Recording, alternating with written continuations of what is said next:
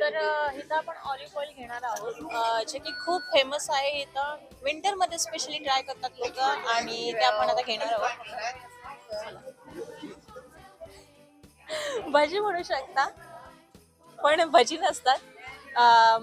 वडापाव सारखे दिसतात पण वडापाव नसतात, स्वीट असतं.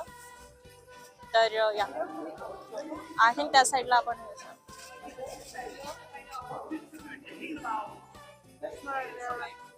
या one banana and one olive oil. Okay.